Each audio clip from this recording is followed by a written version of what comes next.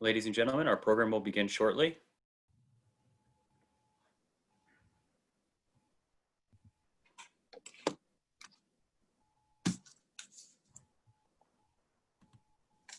Ladies and gentlemen, our program will begin shortly.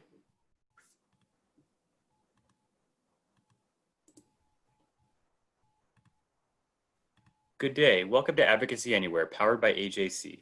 Advocacy Anywhere is AJC's digital platform that enables you to engage with AJC's global expertise, content, and advocacy from wherever you are.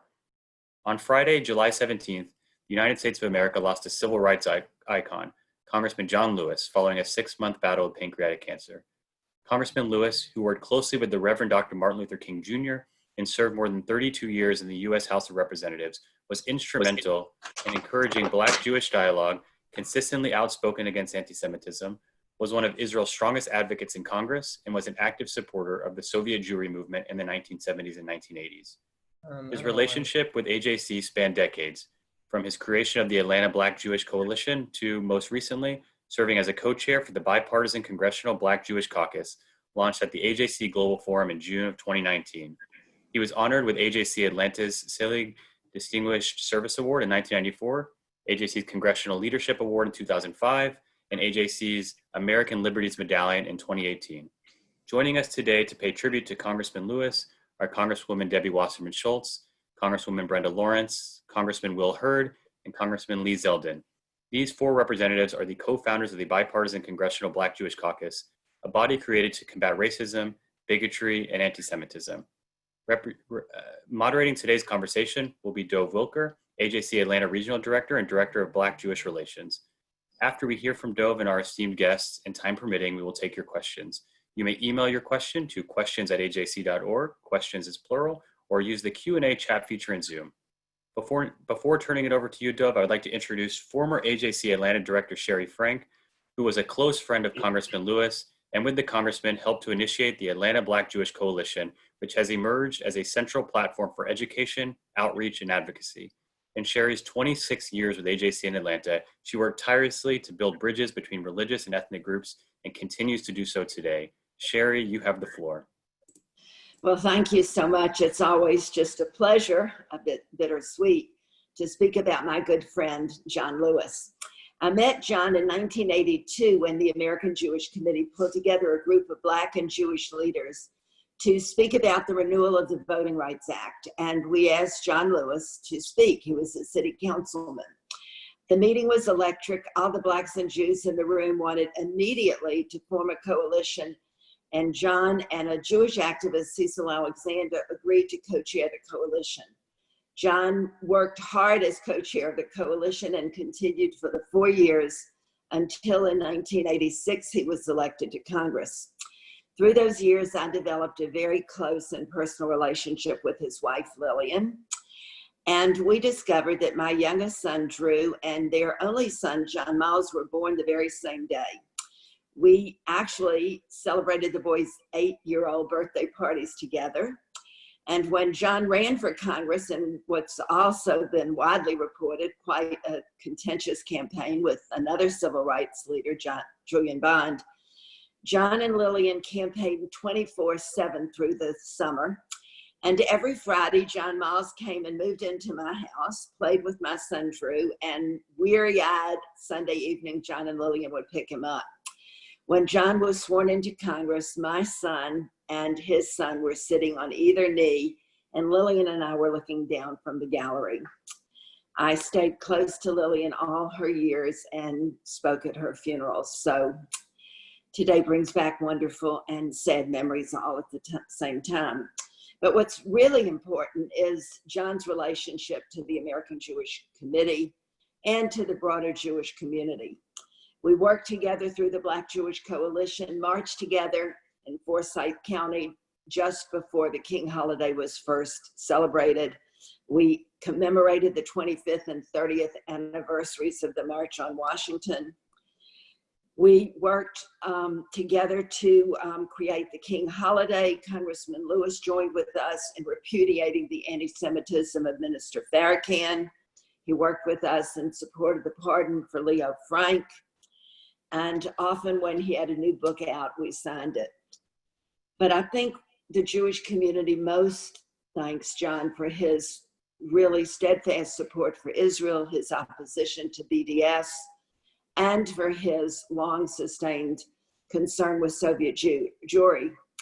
And when he was told not to raise the issue as a freshman legislator on a trip to Moscow, he met with refuseniks and later that evening spoke in support of Why We Can't Wait, some of the messages that he spoke on the March on Washington and that are in Dr. King's book, Letters from a Birmingham Jail.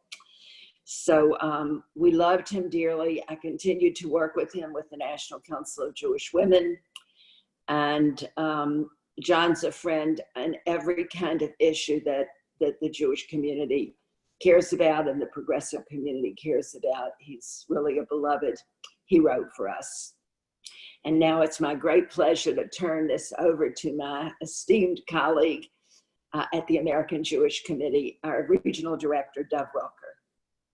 Well, thank you so much, Sherry, for that wonderful and personal introduction. It's always a treat for me to be able to follow in your footsteps, and speaking after you today, especially as it relates to Black-Jewish relations, is something that I'm so grateful for this opportunity. Good afternoon, Congresswoman Wasserman Schultz. It's a delight to see you again and to have you with us. Due to a very busy schedule, Congresswoman Brenda Lawrence, Congressman Lee Zeldin, and Congressman Will Herb will be joining us throughout the program. So consider today a slightly different type of Advocacy Anywhere with drop-in guest appearances. So Congressman Schultz, Wasserman Schultz, don't forget to unmute yourself, but let's jump right into the conversation. Would you please provide a little insight into your relationship with Congressman Lewis? When was the first time you met him, sort of work that you might have done together? Sure. And first, let me thank American Jewish Committee for the ongoing incredible work that you have done for all the years that I've been in your orbit, all the way back to my first trip to Israel, which I know, Dov, you've heard me share, and Sherry, I can't see you anymore, but it's wonderful to see Sherry again and to hear her stories, her personal stories about her relationship with John and Lily. And so AJC has always had a special place in my heart, and will always. So I had the privilege of meeting John Lewis when I came to the Congress, and because of the way we divide our country regionally in the Democratic Caucus, Georgia and Florida have always been part of the same region. So John was the dean of our region, and so the first time I met him was as an incoming freshman in 2005, when we organized as a region to prepare for some of the decisions that needed to be made at the start of my first term in the House of Representatives. And ever since then, I, uniquely to the way John Lewis was, which kills me to speak about him in the past tense, but uniquely to the way John Lewis was, is that, there are some people who, when you talk to them, and this has always been said about President Clinton, that, when they're talking with you and looking at you, they make you feel like you're the only person in the room. John had a really even more human quality in that he made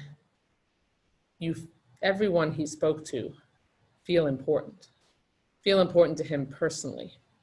Not just because of the way he looked at you, but because of his empathy, the strength of his interaction with you, the personal nature in which he showed that he cared. And that was from the very beginning, when I was just a brand new member of Congress. I was only 37 when I was elected to the House. I had just had a baby. I was pregnant during my first campaign. And he just really took the time to get to know me. And then through all the years, I had the privilege of traveling with him, which I will share when I know there are some other questions coming. Because we shared regionally a lot of time together, I just recall so many experiences, including when I had a primary in 2016. And, you know, John Lewis didn't just, you know, come down and help me in a token way. I mean, he gave me, you know, all of his time over a whole weekend, and essentially was ready and stood by my side, literally and figuratively, you know, to help make sure that I crossed the finish line successfully. And I consider it the greatest professional privilege of my life to have served with him. And I know that that sentiment is shared by all of my colleagues. Wow. So thank you. Thank you for that. You know, it's so heartwarming to sort of feel your feelings on this, because he made everybody, from the first time that I met him, when I was 25, I felt the exact same way. So maybe you could share one of those stories with us. What was, you know, and I'm sure there's many, so perhaps, you know, one that really sticks out in your mind as, you know, about. Yeah, there are many, because when I chaired the Democratic National Committee, he and I really spent a lot of time campaigning together across the country for President Obama. And so we had many of those experiences in various communities across the country and in churches. You know, his voice was always so resonant and powerful. That there were, he was also so humble. He had his classic humility where, you know, he was always the most well-known and the person who people were the most drawn to, but yet, you know, he always wanted to sort of stand aside and you know, not try to overwhelm a room or a moment, but he added to every moment. I can share with you when he came down to South Florida to campaign for me. He gave of his time for my community to talk with him in too many churches for me to recall counting, and particularly we did a Come Vote With Me event in which you know, even at 77 at that time, the rock star that he was, the reverence that people showed him, the recognition that this was a moment in these individuals' lives that they thought, that they assumed would not come again in a similar way. Not just that they wouldn't meet him again, but that this was a moment that they could tell their children and their grandchildren about. And, you know, to be able to walk with John Lewis, as I did that day, but also the number of times I went on the Faith and Politics Institute you know, reenactment of the civil rights marches, and, you know, walked across the Edmund Pettus Bridge with him, including the last time when we had the pilgrimage this year, and to listen to John talk about, you know, all that he went through and absorb his peace and love and the gift of kindness. You know, in Hebrew, it's Gamilu Hasadim, the gift of loving kindness. John was born with an immeasurable amount of that gift. And then I'll tell you just one fun story. We had a chance to travel on a congressional delegation trip, really across the globe, and one of the countries we were in was Australia. And I'm probably one of the few people that can say that I had a chance to swim at the Great Barrier Reef with John Lewis. Now, he was using a noodle, but which was a sight to see, I have to say. But there's not many people that can say they swam in the Great Barrier Reef with John Lewis using a noodle. And he was a heck of a dancer too, by the way. Thank you. That's an incredible story. I saved the best for last. I was wondering, you know, I want to look towards the Congressional Caucus for Black-Jewish Relations a little bit, a body that was created to combat racism, bigotry, and anti-Semitism. And unfortunately, these past weeks of tragedy and protest around the country prove that the fight against prejudice and injustice has a long way to go. Is there a piece of legislation or other government action that you hope will carry on the legacy of Congressman Lewis? Oh, well, certainly, I think we're all hopeful, and we will continue to press for the Voting Rights Act, for Section 5 of the Voting Rights Act to be restored and named in his honor. That would be really the most fitting tribute to his legacy and to him personally. So I think that I hope all, because it's a bipartisan caucus, but certainly everyone that I know that is a part of this caucus is committed to making sure that we can have that restoration occur in the law. And then the George Floyd Justice in Policing Act, which we've passed out of the House of Representatives and are certainly hopeful that the Senate will take up. But beyond those two pieces of legislation that we're focused on now, the purpose of the caucus is actually beyond just the simple act of fighting bigotry and racism and anti-Semitism. It's to really highlight and hold up as for celebration the generations-long relationship between the African-American community and the Jewish community. It is a partnership and a siblinghood that has existed, l'adore v'adore, and we need to make sure that continues, and that because over time, generations, depending on the times, can tend to have their memories fade on what those traditional relationships and ties and how the two communities fought side by side and have been there for one another and had one another's backs.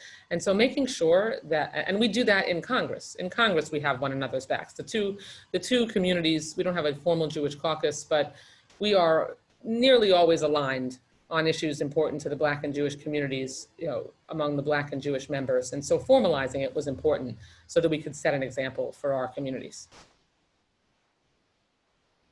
Thank you very much for that. I'm wondering, was there one piece of advice that sort of might stand out amongst all of the others that Congressman Lewis might have shared with you? He gave the most simple yet difficult advice. And he was very consistent. The thing that resonates in my memory over and over is that he always encouraged us in the face of any challenge to never give up and never give in. And of course, even though his parents cautioned him against getting in trouble, he always emphasized the importance of it's okay to get in trouble, especially good trouble. And that we all came here to stir up that good trouble, perseverance in the face of adversity, and also the hardest of all for most humans, because John Lewis was superhuman in this way, was the gift of forgiveness that the capacity for forgiveness that he had, the capacity for nonviolence, and the importance of making sure that we passed on the tool of nonviolence as a catalyst to achieving goals. And right now we're in the midst of a moment that commitment will be tested. And it makes his loss all the more tragic, because especially as the last remaining speaker at the March on Washington, to be able to have that firsthand account and the testimony that he has provided for so many years about the success that nonviolence provided in achieving so many goals for the African American community who suffered for our entire existence as a country through discrimination. Thank you for that. I want to go back a little bit to something that you referenced before, and sort of how we share this message from generation to generation. Congressman Lewis was a steadfast supporter of Israel, having traveled there on numerous occasions. How can his message of support be shared with a younger generation of Black and Jewish leaders at this time? He was a stalwart supporter of Israel and understood that having two states for two peoples was absolutely critical. That everyone, every group that has an identity deserves to be able to, have a state, to have a touchstone, a place that they can call home, that is a refuge. And that's certainly what Israel has been for Jews, and the essential need to preserve that haven, that safe haven after thousands of years of persecution. John really understood that, and understood it also in terms of his support for a two-state solution, where the Palestinian people need and deserve a state as well. And so continuing to advance and press the two communities to return to the negotiating table and engage in direct bilateral negotiations, that the solutions on how to get there cannot be imposed from the outside, but certainly that we as a country, as the United States of America, can be a convener, can be a catalyst to assisting them, and also recognizing that has been a challenge for many, many years now, and will continue to be. Thank you for that. I'm sort of wondering if we go a little bit back to Black-Jewish relations. I mean, that's a key part of his legacy. We were fortunate to hear from Sherry Frank to open today's program, speaking about the Atlanta Black-Jewish Coalition. But if I recall correctly, it was important that Congressman Lewis be one of the co-chairs of the caucus. And I was wondering if you could share, what does his loss mean to the future of the caucus, and perhaps to the future of Black-Jewish relations in Congress today, not just for the caucus itself, but really how does it perhaps penetrate through the political spheres across the United States? Well, I really recall the way he viewed his role as being part of the legacy and bridge from the generation that of Black and Jewish community leaders that he represented, to really hand off the baton to the next generation of Black and Jewish community leaders, so that we had the example of his leadership and his historical perspective, and that we were going to, as we move forward on so many issues that were important to both communities, that having that bridge to the next generation of Jewish and Black activism was so important. And I see we've been joined by Congresswoman Lawrence now, so my shoulders feel unburdened. Well, it's great to see you. Thank you very much, Congresswoman. And Congresswoman Lawrence, it's wonderful to see you. Thank you very much for joining us. You're very welcome. I was wondering if you could share with us a personal story when you first met Congressman Lewis, what your relationship was like with him. Well, a moment that, everyone knew who John Lewis was. I can't tell you how excited I was going to Congress, being able to say I'm serving as his colleague. But I remember during orientation as a freshman to Congress, we had a reception at the Library of Congress. And during this time, there was an exhibit on the civil rights movement. And so everyone had kind of, traveled through the exhibit, and then they were emptying out the room to go to dinner. And my husband and I was kind of on the end, so we're walking through trying to get all of the exhibit in. And here standing by himself was John Lewis. And, we're both like, oh my goodness. And so we walked up to him.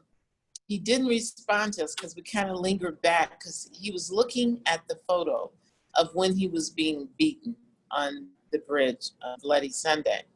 And he was just standing there in silence. And so finally, I interrupted him. I said, what are you thinking? When you look at that picture, what are you thinking? He said, it seems like it was yesterday. He said, we have so much work to do.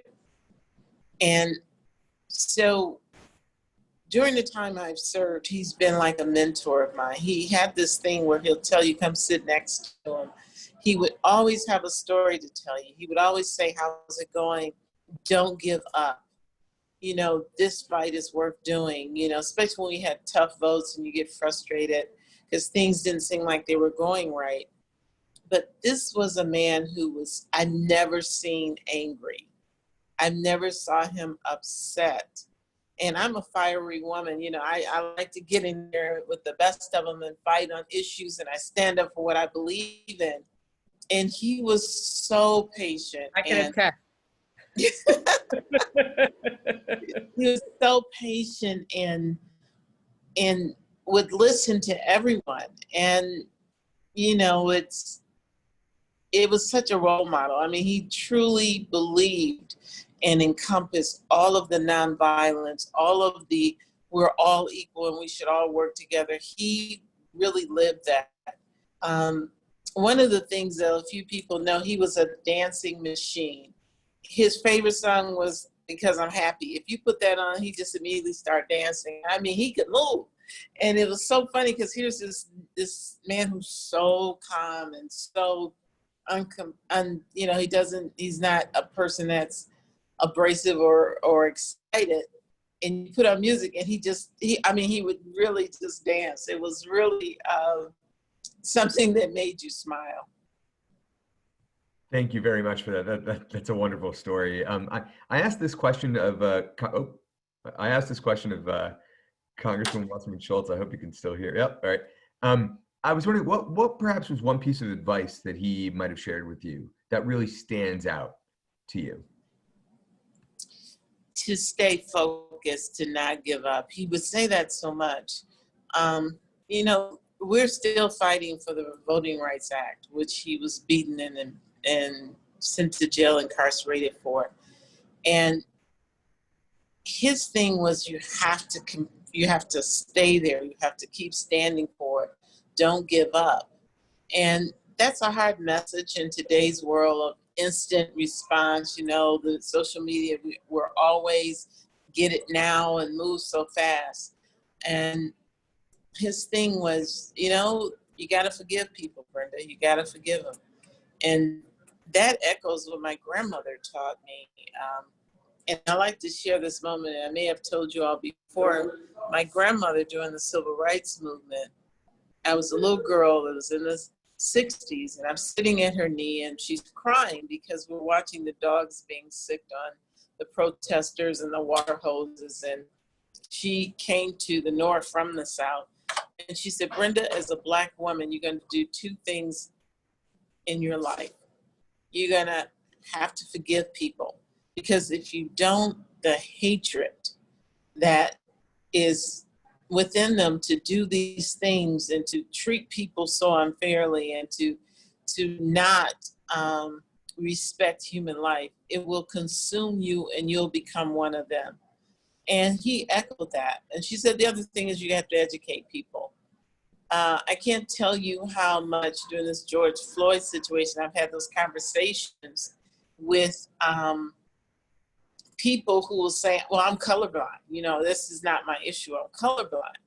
Or I don't understand this thing when you talk about white privilege. And that's something that has just really troubled me, because few people, if you've never been subjected to racism, understand that the color of your skin will immediately define you, that you're constantly proving yourself. You have to, you know, how many people walk up to me, my seniors, and God bless them, I love them, say, Brenda, you speak so well.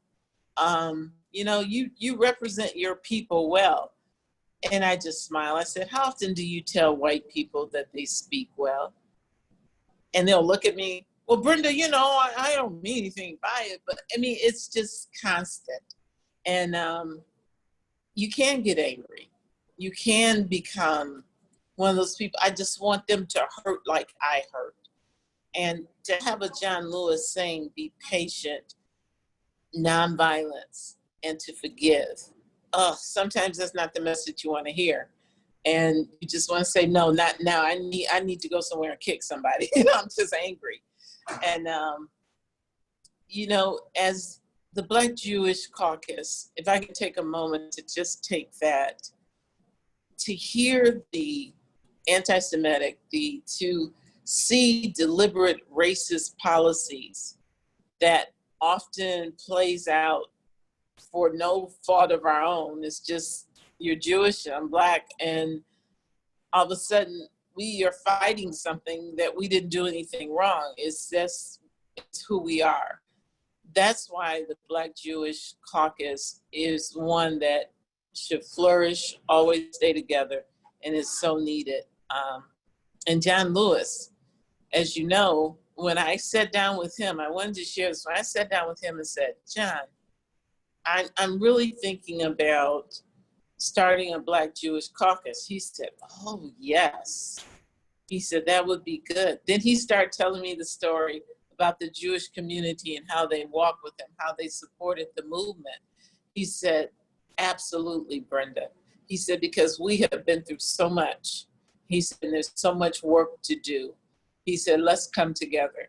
And he was the one that was very encouraging and just broke it down to history immediately. Well, thank you so much for that, Congresswoman Lawrence. I understand, Congresswoman Wasserman Schultz, that you need to head out. So I just want to formally thank you for joining us today, for your personal stories. And we look forward to seeing you again soon. Thank you very much. I want to thank my colleague, Debbie Wasserman Schultz. She's, I think she's my sister. She tries to wear hair that would reflect that she's really a down-home girl. This is just, what you see is what you got here. I'm doing my best. But I'm feeling it. Support the Crown Act.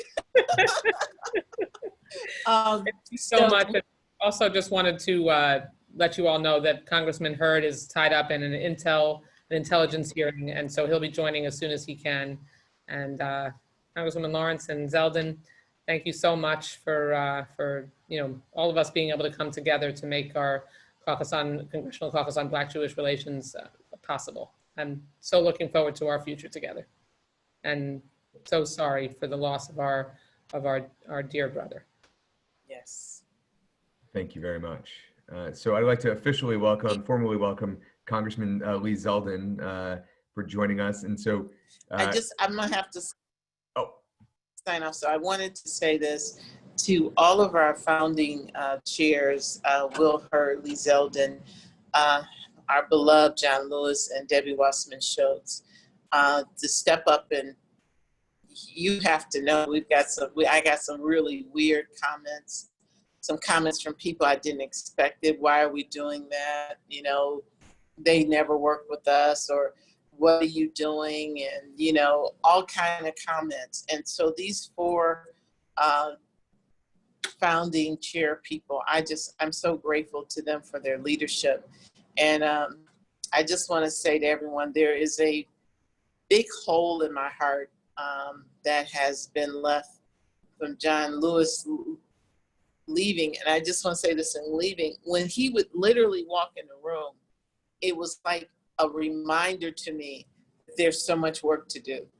And because he never missed a chance to tell me, don't give up, he didn't have to say a word, because I knew if he was in the room, I couldn't give up. So we have to continue his legacy. And for everyone on this call, keep doing good work and get in good trouble. Thank you very much, Congresswoman Lawrence. It's great to see you. We really appreciate your leadership on this and for joining us today. Thank you. So, Congressman Zeldin, pleasure to have you with us. One of the questions that I asked both Congresswoman Lawrence and Wasserman Schultz was to share a little bit of your personal relationship and insight into when you first met Congressman Lewis, and something that you can share with us about that. Great. Well, thank you to AJC for all of your leadership. The Black-Jewish community is stronger and closer because of AJC's efforts. And it's not just token minor efforts that every once in a while they're checking in on. It's relentless, consistent, it's continuous all-in effort by AJC to bring our communities together, and it means a lot. And for the Black-Jewish Caucus, which in a large part was set up because of that leadership of AJC, I would say that we're certainly missing the glue that put us together from the get-go. As soon as any of us started talking to anyone who wanted to learn more about the Black-Jewish Caucus, and you tell them who the co-chairs were, and they heard John Lewis's name, they immediately perked up. And it was something that not only did they instantly want to know more about, but they were instantly all in and wanting to be part of. And that's because of the legacy of John Lewis while he was with us every single day. It was literally a living legacy. We felt it, as Brenda just pointed out, when he would walk into a room. I was first elected to the House of Representatives in 2014. And I remember being at the White House with my wife for an event where members of Congress and our spouses were together. And this was towards the end of President Obama's time in office. And we were in the East Wing. My wife wanted to meet John. I've had the opportunity to interact with him a bit until then, but my wife hadn't. So we went over, I introduced my wife to him thinking, maybe it would be a 2-minute conversation at most. Maybe it'll be a picture. And who knows, maybe it'll be a memory that she'll never forget. But what started with those expectations ended up evolving into a very long conversation where John Lewis and many of you on this call, if you've met him, you've experienced this firsthand. There are some people in politics who, when you speak to them, they're kind of looking over your shoulder to try to figure out who the next person is that they need to speak to. And they're never actually engaged in that conversation right in front of them. And then you have people who are just all in instantly. And as soon as I introduced John Lewis to my wife, Diana, a conversation started that probably lasted a half hour, 40 minutes. And he wanted to know about every aspect of our life, our kids, our interests. He wanted to know my wife and develop a relationship on the spot. That's the type of person he was. He saw it as an opportunity to just build a new bridge. He was always looking for those opportunities with much of how he led his life. Certainly will forever be remembered as a civil rights icon, a civil rights hero. What he did early in his life, the leadership and strength that he showed, didn't just change a community. It didn't just change a race. It changed humanity. It didn't even just change our country. It changed the world. That was the effort on their backs over a half century ago. So his passing is, it's a hit to us for the Black-Jewish Caucus and for AJC, for co-chairs, for our members, for everyone on this call. But we also have to dig deep. Think of the images of John Lewis marching across a bridge in Selma, locking arms with a rabbi. Think of John Lewis taking heat because of his position of maybe refusing to stand with someone who was anti-Semitic. You weren't going to find John Lewis standing up defending Louis Farrakhan after remarks were made that were critical of the Jewish community. And John Lewis would take heat for that, but that was the type of person he was. So as a Jewish Republican in Congress, I'm one of only 2 Jewish Republicans in Congress, someone who is on the opposite side of the aisle, and also as far as the Black-Jewish Caucus on the other side of the dash. I can speak from personal experience as well as reflections going back to way before I was even born, that John Lewis was a man of incredible strength and character, courage, will, and vision, who didn't just change a race or a community, but he changed humanity. So thank you to AJC for doing this, for what you do each and every day, and especially this tribute to a hero, a civil rights hero, who will be forever remembered. And I'm sure AJC will ensure that, and AJC will also ensure that the Black-Jewish Caucus always continues strong. So thank you again. No, thank you. If you have time, I got a few more questions. That wasn't. Sure. If you, you know, I was wondering, one of the questions that I had asked both Congresswoman Lawrence and Wasserman Schultz was about perhaps a piece of advice that they got from Congressman Lewis, or a lesson perhaps that they learned. I was wondering, do you have one of those that you can share with us? My lesson would actually be the most impactful conversation I had with him is the one that I explained. I just got to Congress, and you meet a lot of different kinds of people here in Congress, a lot of diverse people from all across the country. You have some individuals who are strictly show horses, others who are strictly workhorses. Some who are always looking for opportunities to find common ground wherever it's possible. People who don't have time. There are some people who serve, many people who serve in Congress who they don't have time for the small stuff, to be able to build a bridge because there's something that might be better for that individual to be spending that half hour on that will better serve that member of Congress' pursuits of their own goals, selfish goals, self-serving goals.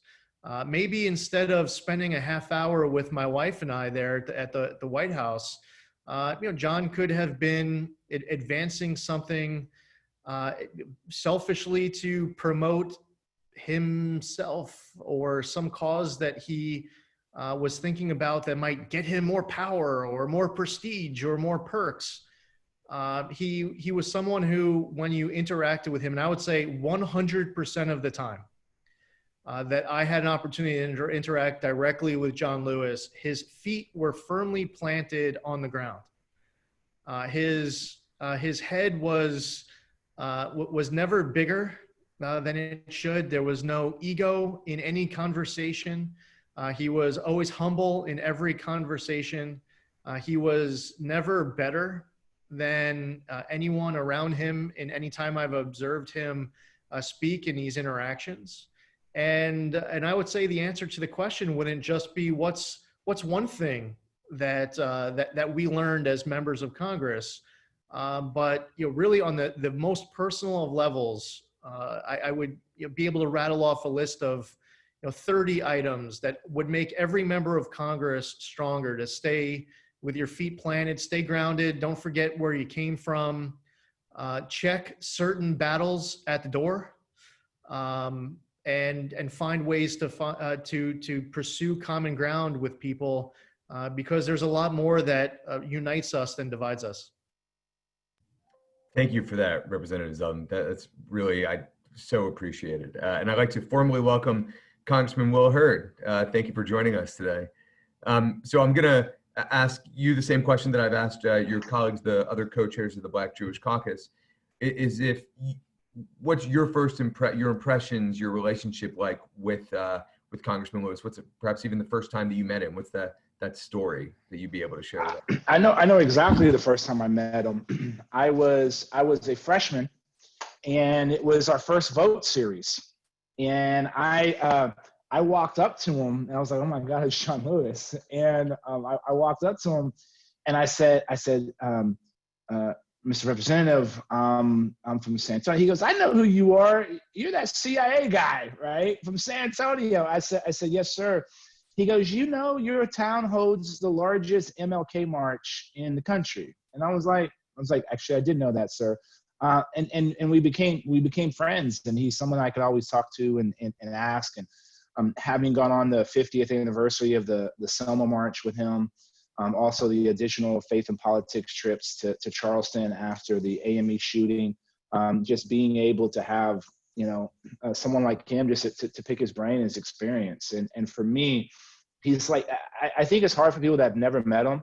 He's literally the nicest guy, like the nicest guy, and so kind. And for someone who has gone through as much as he has, to still have that servant's heart is quite amazing. And so I'm glad that a lot of people were using this opportunity to talk about the things that he has done and the example that his life was for all of us. And I think that inspires many of us to try to do the same, especially in times right now that are pretty trying. Thank you very much for that. I wanted to share that in today's Atlanta Journal-Constitution, there was a whole spread of people with selfies with the congressman. So he would, as both of you have said, he was so personal and so approachable that he always took a selfie, and someone actually posted on Facebook, one of my friends posted on Facebook, it said, am I the only person in Atlanta that didn't get a selfie with Congressman?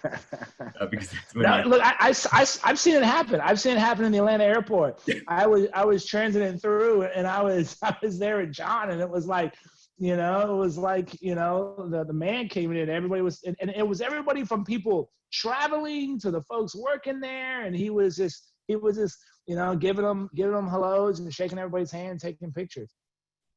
Thank you for that. I'm wondering what does his loss mean to the future of the caucus and to the future of Black-Jewish relations, and even if I could go into a little even more so for the next generation. I had a conversation with him once that he didn't know as many of the younger generations he was able to as he did of his peers, and what is sort of these messages that you've both shared about him, but how do we translate this to ensure that the younger generation continues to know who he is and his methodologies of nonviolence and importance of Black-Jewish relations today? I would say that I believe that we have an opportunity, if we take advantage of it, to figure out how to make the caucus even stronger.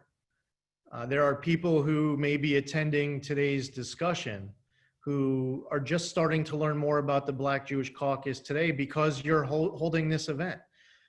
There are people who might be attending 5 years, 10, 30 years from now, an event where people are sharing a story or a quote from a thought from John Lewis, where someone who may not even be born yet, maybe in their early 20s when that conversation is taking place, they may be thinking about the life of John Lewis for the first time. Maybe in their life before that they hadn't thought about it, and they start doing some research. They start looking him up, and this is part of his history now. And part of that legacy was his role in creating this Black-Jewish Caucus. And I don't know where we're going to be 30 years from now, but all of us here on this call, there are hundreds of attendees I see on this call right now.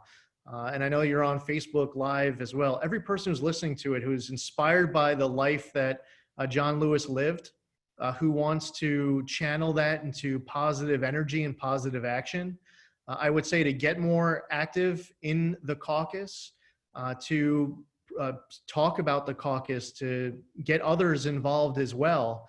And let's find ways throughout the year and the years that are ahead, the decades that are ahead, to carry that banner, to carry that torch that he lit, and to make sure that he is never forgotten, and this caucus's best days are still ahead. Thank you. Lee's right, and the responsibility falls on young guys like Lee and I. We have this example, and when I first came to Congress, I didn't know what the BDS movement was. Right? I had never heard those terms, right? I had never heard that. But I'm from South Texas. It was, this was something you always supported. I'm like, what is that? And so understanding the trials and tribulations that our different communities are facing, and then realizing that, hey, guess what? When we do advocacy now, I'm not worried that someone's going to beat me over the head and crack my skull open, right? As John told me when I first met him about the march we have in San Antonio, I always march in a suit and tie, and young kids always come up to me and they're like, "Why are you dressed up?" And I said, Dr. King and John Lewis didn't have the chance to march in their sweatpants, right? And so this is the least that I can do to step up, and also now trying to articulate how far we have come, but the problems that we still do have, and using folks like John as an example. We're lucky we still have guys like Jim Clyburn, right? Clyburn has become a dear friend of mine as well, and learning from these folks that went through it in a different time, and understanding that historical connection between the African American community and the Jewish community. I don't know, for those of us that are involved in this now, understand that, know that. but not everybody does. And what's great is when you go back and look at old pictures from the civil rights movements, you always, I've never seen one where there wasn't, a Jewish leader and an African-American leader locked in arms. And so making sure we continue to educate people on this unique relationship, this unique connection that has done so much for both of our communities. So it's about stepping up. John always said, get in good trouble and making sure you have friends to do it with. And so that's why I'm glad that there's groups like AJC. I'm glad, that Brenda and Debbie and Lee and everybody's continuing to do this. Thank you very much for that. Well, one of the questions that we got through Zoom was about how does Congressman Lewis influence you and others in figuring out how to work across the aisle? Yeah, so listen, I would say that in our country, it's an American value. It's encouraged to debate. If there's a disagreement, we shouldn't hide from that disagreement. We should talk about it. So, I mean, there are many ways and times where we can find, as I was talking earlier, can find common ground on issues to move something forward. There are other times where, maybe at the end of the day, we're not going to get there today, but we need to do a better job talking to each other and not past each other. And I would say that there have been a number of times where John Lewis would literally walk across the aisle. There's a video. I don't know if any of the attendees here haven't seen it. Go on YouTube and watch the video of John Lewis literally walking across the aisle on the House floor to hug Johnny Isakson.